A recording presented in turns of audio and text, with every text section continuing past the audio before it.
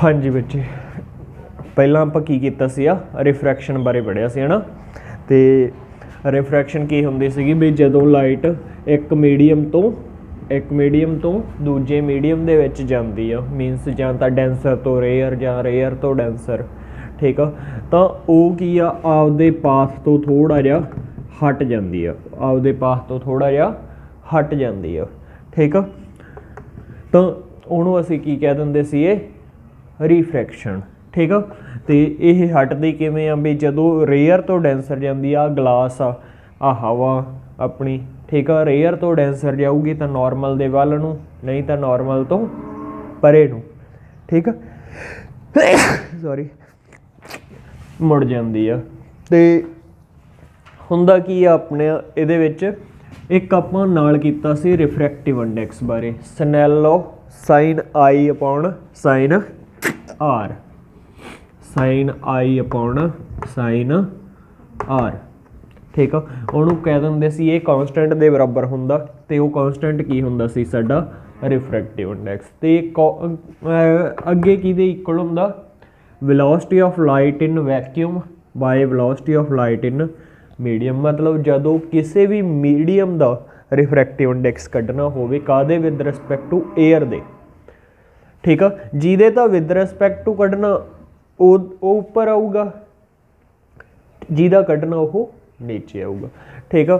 ਤੇ ਇੱਕ ਆਪਾਂ ਕੀ ਕੀਤਾ ਸੀ ਆ ਜਿਹੜਾ ਸ਼ਿਫਟਿੰਗ ਹੁੰਦੀ ਸੀਗੀ, ਜਿਵੇਂ ਮੈਂ ਆਹ ਡਾਇਗਰਾਮ ਬਣਾਈ ਸੀਗੀ ਵੀ ਜਿਹੜੀ ਸਾਡੀ ਲਾਈਟ ਆ ਕਿੰਨੀ ਕੁ ਸ਼ਿਫਟ ਹੋ ਗਈ, ਜਿਵੇਂ ਇੱਥੋਂ ਚੱਲਦੀ ਸੀਗੀ ਉਹ ਇੱਥੇ ਆਉਣ ਦੀ ਬਜਾਏ ਨਿਕਲਦੀ ਇੱਥੋਂ ਸੀਗੀ, ਠੀਕ ਆ। ਕਿੰਨਾ ਫਰਕ ਪੈ ਗਿਆ ਤਾਂ ਆਪਾਂ ਪਰਪੈਂਡੀਕੂਲਰ ਡਿਸਟੈਂਸ ਕੱਢਿਆ ਸੀ। ਇਹ ਇੱਕ ਮੈਥੇਮੈਟੀਕਲ ਪੋਰਸ਼ਨ ਹੀ ਸੀਗਾ, ਇਹ ਮੈਂ ਤੁਹਾਨੂੰ ਦੱਸਿਆ ਸੀ, ਠੀਕ ਆ, ਸਮਝ ਆ ਗਈ। ਬਸ ਇਹ ਚੀਜ਼ਾਂ ਕੀਤੀਆਂ ਸੀਗੀਆਂ। ਇੱਕ ਕਿੰਨਾ ਕੁ ਉੱਚਾ ਉੱਠਿਆ ਉਹ ਮੈਂ ਤੁਹਾਨੂੰ ਕਿਹਾ ਸੀ ਤੁਸੀਂ ਆਪ ਕਰਿਓ, ਜੋ ਨਹੀਂ ਆਪਾਂ ਕਰ ਲਾਂਗੇ, ਠੀਕ ਆ। ਸੋ ਆਪਾਂ ਅੱਜ ਨਵਾਂ ਟੌਪਿਕ ਹੀ ਕਰਦੇ ਹਾਂ, ਨਹੀਂ ਤਾਂ ਆਪਾਂ ਉਹ ਇੱਕ ਵੀਡੀਓ ਬਾਅਦ 'ਚ ਬਣਾ ਲਾਂਗੇ, ਠੀਕ ਆ। ਟੋਟਲ ਇੰਟਰਨਲ ਰਿਫਲੈਕਸ਼ਨ, ठीक आ। की होंदी आ हुण सुनो, मान लो भी आ वाटर है मेरे को सारा आए वाटर पिया, आ चलो वाटर का सरफेस आ गया। मान लो इत्थे मेरे को कोई सिक्का जां रोड आ जां कुछ भी पिया,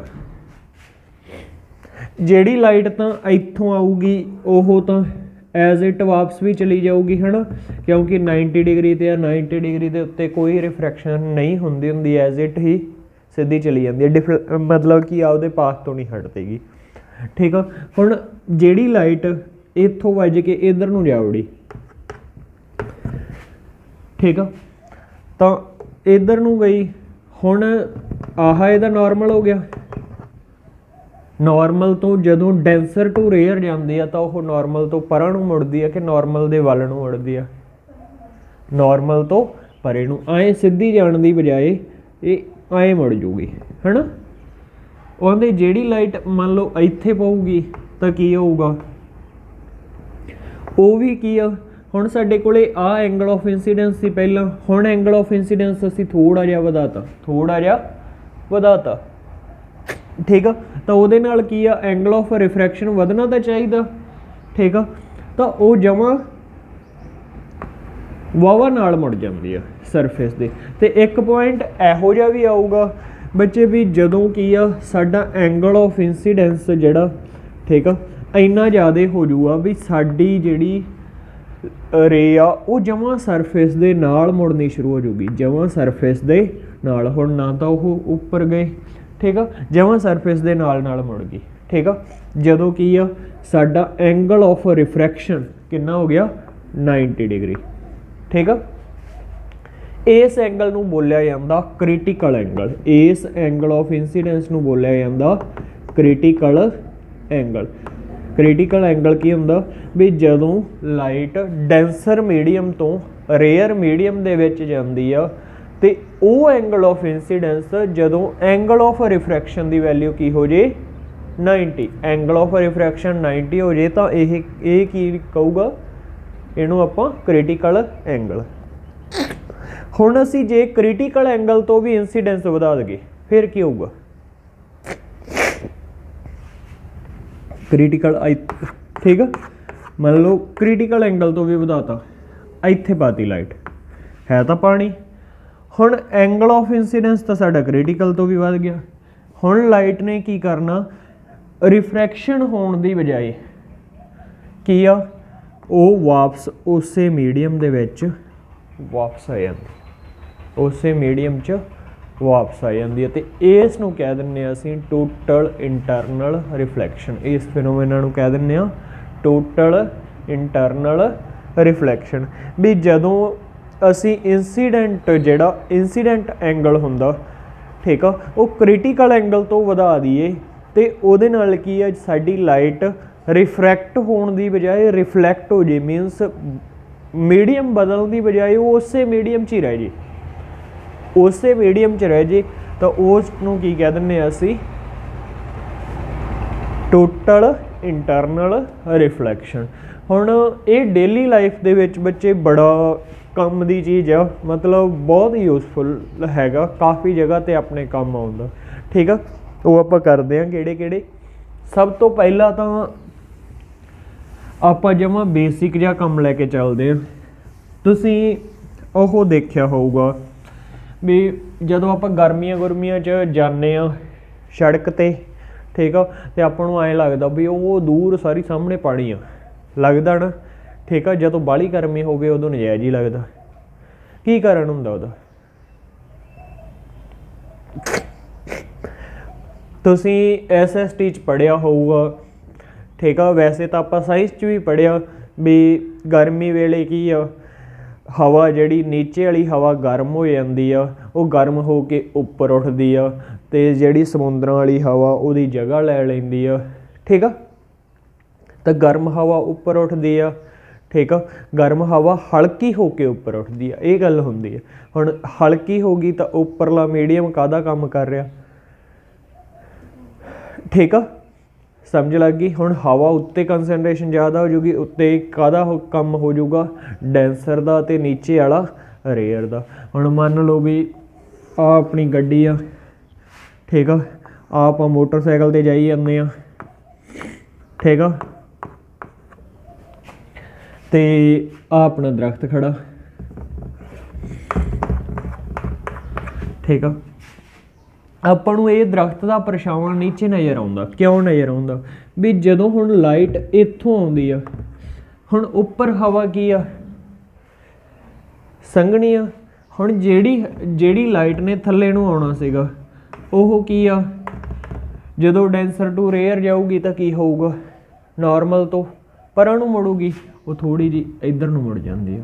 ਫਿਰ ਨੀਚੇ ਹੋਰ ਲੇਅਰਸ ਹੀ ਬਣਦੀਆਂ ਹਵਾ ਦੀਆਂ, ਨੀਚੇ ਹੋਰ ਆ ਜਾਂਦਾ, ਹੋਰ ਰੇਅਰ ਮੀਡੀਅਮ ਆ ਜਾਂਦਾ, ਉੱਤੇ ਕੰਸਨਟ੍ਰੇਸ਼ਨ ਜ਼ਿਆਦਾ ਹੁੰਦੀ ਆ, ਠੀਕ ਆ, ਉਹ ਹੋਰ ਇੱਧਰ ਨੂੰ ਮੁੜਦੀ ਆ, ਅਤੇ ਮੁੜਦੀ ਇਸ ਤਰ੍ਹਾਂ ਆ ਕੇ ਆਪਣੀਆਂ ਅੱਖਾਂ ਦੇ ਵਿੱਚ ਪੈਂਦੀ ਆ। ਅਤੇ ਆਪਣੀਆਂ ਅੱਖਾਂ ਦੇ ਵਿੱਚ ਪੈਂਦੀ ਆ ਕਿਉਂ, ਇਹ ਡਿਫਰੈਂਟ ਲੇਅਰਸ ਬਣ ਜਾਂਦੀਆਂ। ਅਤੇ ਹੁਣ ਆਪਣੀਆਂ ਅੱਖਾਂ ਦੇ ਵਿੱਚ ਆਪਾਂ ਨੂੰ ਲੱਗਦਾ ਲਾਈਟ ਕਿਤੇ ਇੱਥੋਂ ਆਈ ਜਾਂਦੀ ਆ, ਠੀਕ ਆ, ਲਾਈਟ ਇੱਥੋਂ ਆਈ ਜਾਂਦੀ ਆ, ਅਤੇ ਇਹਦਾ ਪਰਛਾਵਾਂ ਇੱਥੇ ਬਣੀ ਜਾਂਦਾ, ਅਤੇ ਪਰਛਾਵਾਂ ਬਣੀ ਜਾਂਦਾ ਤਾਂ ਫਿਰ ਆਪਾਂ ਨੂੰ ਲੱਗਦਾ ਵੀ ਇੱਥੇ ਪਾਣੀ ਆ, ਠੀਕ ਆ, ਸਮਝ ਲੱਗ ਗਈ। ਇਹ ਕਾਹਦੇ ਕਰਕੇ ਹੁੰਦਾ, ਸਿਰਫ ਅਤੇ ਸਿਰਫ ਵੀ ਲਾਈਟ ਕੀ ਆ, ਉਸੇ ਮੀਡੀਅਮ ਦੇ ਵਿੱਚ ਵਾਪਸ ਮੁੜਨ ਕਰਕੇ, ਠੀਕ ਆ। ਲਾਈਟ ਦਾ ਉਸੇ ਮੀਡੀਅਮ ਦੇ ਵਿੱਚ ਹੀ, ਠੀਕ ਆ, ਪਾਥ ਚੇਂਜ ਕਰ ਲੈਣਾ ਉਹਨੂੰ, ਉਸੇ ਕਰਕੇ, ਠੀਕ ਆ, ਟੋਟਲ ਇੰਟਰਨਲ। ਅਤੇ ਇਸ ਫਿਨੋਮੀਨਾ ਨੂੰ ਵੀ ਅਸੀਂ ਨਵਾਂ ਨਾਮ ਦਿੰਦੇ ਹੁੰਦੇ ਹਾਂ ਮਿਰੇਜ, ਠੀਕ ਆ। ਇਸ ਫਿਨੋਮੀਨਾ ਨੂੰ ਵੀ ਨਵਾਂ ਨਾਮ ਦਿੰਦੇ ਹਾਂ ਮਿਰੇਜ, ਠੀਕ ਹੈ ਜੀ, ਸਮਝ ਆਈ, ਠੀਕ ਹੈ। ਹਾਂਜੀ, ਨੈਕਸਟ ਆਪਣੇ ਕੋਲ ਕੀ ਆ ਜਾਂਦਾ,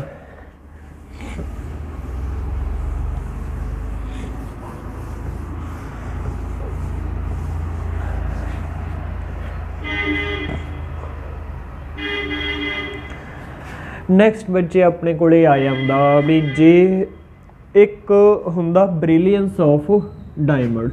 ਆਪਾਂ ਨੂੰ ਪਤਾ ਡਾਇਮੰਡ ਬਹੁਤ ਚਮਕਦਾ,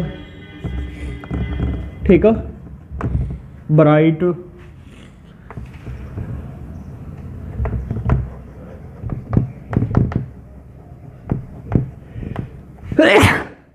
brilliance of diamond, spelling check ਕਰ ਲਿਓ, ਠੀਕ ਆ। ਬ੍ਰਿਲੀਅੰਸ ਆਫ ਡਾਇਮੰਡ ਦਾ ਮੀਨਿੰਗ ਵੀ ਡਾਇਮੰਡ ਇੱਕ ਬ੍ਰਿਲੀਅੰਟ ਮਟੀਰੀਅਲ ਆ ਵੀ ਉਹ ਕਾਹਤੋਂ ਆ, ਆਪਾਂ ਕਹਿ ਦਿੰਦੇ ਉਹ ਚਮਕਦਾਰ ਬਹੁਤ ਹੁੰਦਾ, ਸੋਹਣਾ ਬਹੁਤ ਹੁੰਦਾ। ਵੈਸੇ ਡਾਇਮੰਡ ਬਣਿਆ ਕਾਹਦਾ ਹੁੰਦਾ,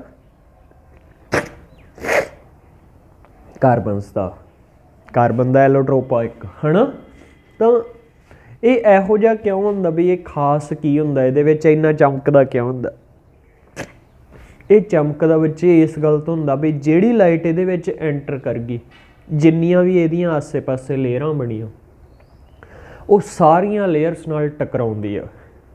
ਠੀਕ ਆ, ਹੁਣ ਟਕਰਾਉਂਦੀ ਕਿਉਂ ਆ ਸਾਰੀਆਂ ਲੇਅਰਸ ਨਾਲ, ਉਹੀ ਉੱਥੇ ਕੀ ਆ ਰਿਫਰੈਕਸ਼ਨ ਹੋਣ ਦੀ ਬਜਾਏ, ਵੈਸੇ ਤਾਂ ਗਲਾਸ ਆ ਇੱਕ ਗਲਾਸ ਦੀ ਤਰ੍ਹਾਂ, ਵੈਸੇ ਗਲਾਸ ਹੈ ਨਹੀਂ ਗਾ, ਗਲਾਸ ਦੀ ਤਰ੍ਹਾਂ, ਤਾਂ ਆਪਣੇ ਕੋਲ ਕੀ ਹੋਣਾ ਚਾਹੀਦਾ, ਰਿਫਰੈਕਸ਼ਨ ਹੋਣੀ ਚਾਹੀਦੀ, ਉਹਦੇ ਵਿੱਚ ਦੀ ਲਾਈਟ ਟੱਪ ਜਾਣੀ ਚਾਹੀਦੀ ਆ। ਪਰ ਹੁੰਦਾ ਕੀ ਆ ਉਹਦਾ ਕ੍ਰਿਟੀਕਲ ਐਂਗਲ, ਵੈਸੇ ਤਾਂ ਆਪਾਂ ਕਹਿਤਾ ਸੀ ਵੀ ਕ੍ਰਿਟੀਕਲ ਐਂਗਲ ਵੀ ਜ਼ਿਆਦਾ ਹੋ ਜੇ ਕ੍ਰਿਟੀਕਲ ਐਂਗਲ ਤੋਂ, ਉਹਦਾ ਕ੍ਰਿਟੀਕਲ ਐਂਗਲ ਸਿਰਫ ਤੇ ਸਿਰਫ ਸਾਡੇ ਕੋਲ ਕਿੰਨਾ ਹੁੰਦਾ 23।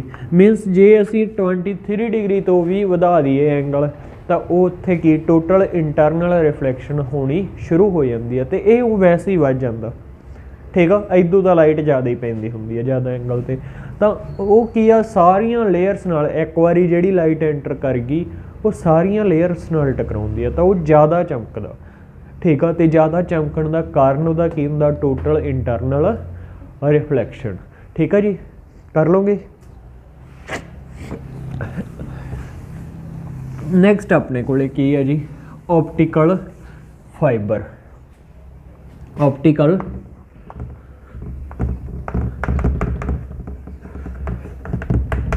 ਫਾਈਬਰ, ਆਪਟੀਕਲ ਫਾਈਬਰ ਇੱਕ ਖਾਸ ਤਰ੍ਹਾਂ ਦੀ ਐਂ ਸਮਝ ਲਓ ਆਪਣੇ ਕੋਲੇ ਪੈਪ ਹੁੰਦੀ ਹੈ। ਹੁਣ ਜਦੋਂ ਜੀਓ ਚੱਲੇ ਸੀਗੇ ਆਪਣੇ ਪਿੰਡਾਂ 'ਚ, ਆਪਣੇ ਪਿੰਡਾਂ ਦੇ ਕਿਨਾਰਿਆਂ ਦੇ ਉੱਤੇ ਉਹਨਾਂ ਨੇ ਪੱਟ ਕੇ ਪਾਈਪਾਂ ਪਾਈਆਂ ਸੀਗੀਆਂ, ਪਤਾ ਨਾ ਹੈ ਨਾ, ਪਾਈਆਂ ਸੀਗੀਆਂ। ਜਾਂ ਜਿਹੜਾ ਵਾਈਫਾਈ ਲੱਗਦਾ, ਵਾਈਫਾਈ ਦੀਆਂ ਤਾਰਾਂ ਉੱਥੋਂ ਆਉਂਦੀਆਂ, ਪਹਿਲਾਂ ਤਾਂ ਖੰਭਿਆਂ ਉੱਤੋਂ ਦੀਆਂ ਆਉਂਦੀਆਂ ਹੁੰਦੀਆਂ ਸੀਗੀਆਂ, ਹੁਣ ਕੀ ਆ ਹੁਣ ਖੰਭਿਆਂ ਦਾ ਕੰਮ ਬਾਹਲਾ ਵੱਡਾ ਹੋ ਗਿਆ, ਉਹ ਥੱਲੇ ਦੀ ਤਾਰਾਂ ਪਾਉਣ ਲੱਗ ਗਏ। ਉਹ ਤਾਰਾਂ 'ਚ ਕੀ ਹੁੰਦਾ, ਉਹ ਤਾਰਾਂ ਇੱਕ ਤਰ੍ਹਾਂ ਦਾ ਆਪਟੀਕਲ ਫਾਈਬਰਸ ਹੀ ਹੁੰਦੀ ਆ। ਉਹ ਹੁੰਦਾ ਕੀ ਆ ਪਾਈਪਾਂ ਦੇ ਵਿੱਚ। ਠੀਕ ਆ, ਉੱਥੇ ਵੀ ਸਾਡੇ ਕੋਲ ਟੋਟਲ ਇੰਟਰਨਲ ਰਿਫਲੈਕਸ਼ਨ ਹੁੰਦੀ ਆ। ਕਿਵੇਂ ਹੁੰਦੀ ਆ, ਠੀਕ ਆ, ਉਹ ਇੱਕ ਖਾਸ ਤਰ੍ਹਾਂ ਦੀ ਪੈਪ ਤਿਆਰ ਕੀਤੀ ਜਾਂਦੀ ਆ ਜਿਹਦੇ ਵਿੱਚ ਅੰਦਰ ਬਹੁਤ ਸਾਰੀਆਂ ਨਿੱਕੀਆਂ ਤਾਰਾਂ ਪੈਂਦੀਆਂ, ਹਜ਼ਾਰਾਂ ਹੀ। ਠੀਕ ਆ, ਇਹ ਜਿਹੜਾ ਮਟੀਰੀਅਲ ਅੰਦਰਲਾ ਮਟੀਰੀਅਲ ਬਣਿਆ ਹੁੰਦਾ, ਅੰਦਰਲਾ ਮਟੀਰੀਅਲ 1.7 ਰਿਫਰੈਕਟਿਵ ਇੰਡੈਕਸ ਦਾ ਹੁੰਦਾ। ਠੀਕ ਆ, ਅਤੇ ਅਸੀਂ ਆਹ ਪੈਪ ਨੂੰ ਬਾਹਰੋਂ ਕੋਡ ਕਰਦੇ ਹਾਂ, ਜਿਹੜਾ ਬਾਹਰੋਂ ਇੱਥੋਂ ਕੋਡ ਕਰਦੇ ਹਾਂ, ਤਾਂ ਇਹ ਕੋਡਿੰਗ ਕੀ ਹੁੰਦੀ ਆ 1.5।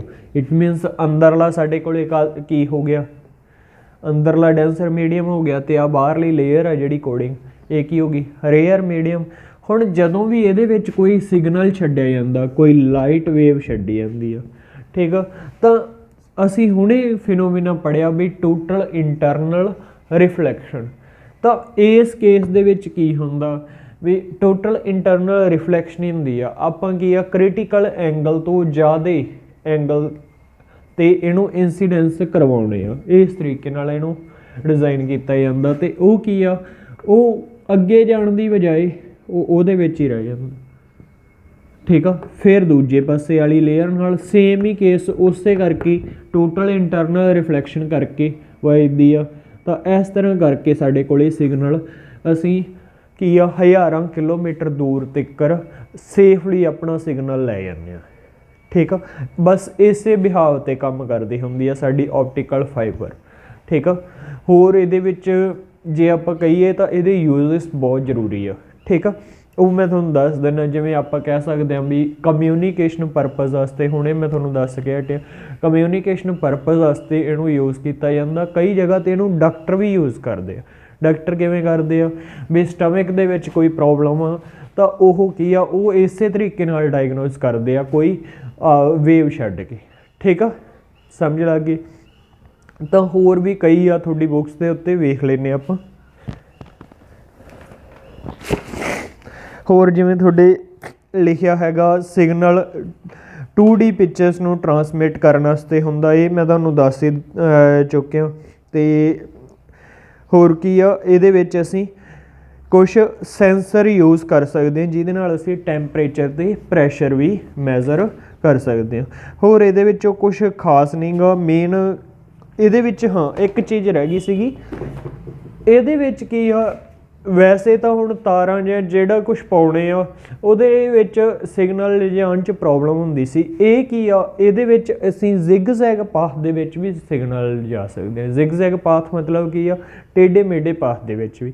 ਕਿਉਂਕਿ ਇਹਦੇ ਵਿੱਚ ਆਪਣਾ ਸਾਰਾ ਸਿਗਨਲ ਸੇਵ ਰਹਿੰਦਾ। ਠੀਕ ਆ, ਤਾਂ ਆਪਾਂ ਕੀ ਆ ਇਹ ਨੀਚੇ ਦੀ ਪਾ ਲੈਂਦੇ ਹਾਂ ਅਤੇ ਸੈੱਟ ਆ ਜਾਂਦਾ ਕੰਮ। ਠੀਕ ਆ ਜੀ, ਸਮਝ ਆ ਗਈ। ਬੇਸਿਕ ਜਿਹਾ ਕੰਸੈਪਟ ਇਹ ਜ਼ਿਆਦਾ। ਠੀਕ ਆ, ਖੋਲ੍ਹ ਕੇ ਕਰਨਾ ਤਾਂ ਇਹਨੂੰ ਜਿੰਨਾ ਮਰਜ਼ੀ ਕਰ ਲਓ। ਠੀਕ ਆ, ਸਮਝ ਆ ਗਈ। ਇਹਦਾ ਥਿਓਰੈਟੀਕਲ ਪੋਰਸ਼ਨ ਤੁਹਾਨੂੰ ਜ਼ਰੂਰ ਹੀ ਕਰਨਾ ਪਊਗਾ, ਸਿਲੇਬਸ 'ਚ ਹੈਗਾ। ਹੋਰ ਕੀ ਆ ਨਿੱਕੇ ਨਿੱਕੇ ਟੌਪਿਕ ਹੋਰ ਵੀ ਹੈਗੇ ਆ ਤੁਹਾਡੇ ਇਹਦੇ ਵਿੱਚ ਲਿਖੇ ਹੋਏ, ਮੈਂ ਦੇਖੇ ਸੀਗੇ। ਜਿਵੇਂ ਫੋਰ ਐਗਜ਼ਾਮਪਲ ਵੀ ਜਦੋਂ ਰੇ ਅਸੀਂ ਡੈਵੀਏਟ ਕਰਦੇ ਹਾਂ, ਮੰਨ ਲਓ ਇੱਕ ਸਾਡੇ ਕੋਲ ਪ੍ਰਿਜ਼ਮ ਆ ਜਿਹਦਾ ਕੀ ਆ ਪ੍ਰਿਜ਼ਮ ਐਂਗਲ 90 ਹੈ। ਠੀਕ ਆ, ਆਹ ਕੀ ਆ ਉਹ 45 ਦੇ। ਜਦੋਂ ਇਹਦੇ ਵਿੱਚ 90 ਡਿਗਰੀ ਦੇ ਉੱਤੇ ਰੇ ਪਾਈ ਜਾਂਦੀ ਹੈ, ਹੁਣ ਸਾਨੂੰ ਪਤਾ 90 ਡਿਗਰੀ 'ਤੇ ਜਿਹੜੀ ਰੇ ਪਾਵਾਂਗੇ ਤਾਂ ਕੀ ਹੋਊਗਾ, ਉਹ ਤਾਂ ਜੇ ਆਉਂਦੀ ਤਾਂ ਉਵੇਂ ਗਾਂਹ ਜਾਊਗੀ ਨਾ। ਹੁਣ ਇੱਥੇ ਕੀ ਹੁੰਦੀ ਆ, ਇੱਥੇ ਟੋਟਲ ਇੰਟਰਨਲ ਰਿਫਲੈਕਸ਼ਨ ਹੁੰਦੀ ਆ ਅਤੇ ਉਹ ਉਸੇ ਤਰ੍ਹਾਂ ਹੀ ਬਾਹਰ ਨਿਕਲੀ ਹੁੰਦੀ। ਠੀਕ ਆ ਜੀ, ਸਮਝ ਲੱਗ ਗਈ। ਇਹਦੇ ਵਿੱਚੋਂ ਹੋਰ ਤਾਂ ਕੁਛ ਨਹੀਂ ਖਾਸ, ਬਸ ਇਹੀ ਚੀਜ਼ਾਂ ਕਰਨੀਆਂ ਤੁਸੀਂ। ਠੀਕ ਆ, ਉਹ ਕਹਿੰਦੇ ਜੇ ਆਪਾਂ ਇੱਥੋਂ ਰੇ ਪਾਵਾਂਗੇ 90 'ਤੇ ਤਾਂ ਉਹ ਦੋਵੇਂ ਪਾਸੇ ਵੱਜ ਕੇ ਦੋ ਥਾਂ ਹੋਊਗੀ ਟੋਟਲ ਇੰਟਰਨਲ ਰਿਫਲੈਕਸ਼ਨ। ਠੀਕ ਆ, ਸਮਝ ਲੱਗ ਗਈ, ਕਲੀਅਰ ਹੈ ਜੀ, ਕਰ ਲਓਗੇ। ਬਸ ਇੰਨਾ ਕੁ ਅੱਜ ਆਪਾਂ ਕਰਾਂਗੇ। ਟੋਟਲ ਇੰਟਰਨਲ ਰਿਫਲੈਕਸ਼ਨ ਦਾ ਟੌਪਿਕ ਬਾਰੇ ਆਪਾਂ ਪੂਰਾ ਪੜ੍ਹ ਲਿਆ। ਹੁਣ ਆਪਾਂ ਕੀ ਆ ਲੈਂਸ ਬਾਰੇ ਪੜ੍ਹਾਂਗੇ ਕੱਲ੍ਹ ਤੋਂ। ਠੀਕ ਆ ਜੀ, ਓਕੇ।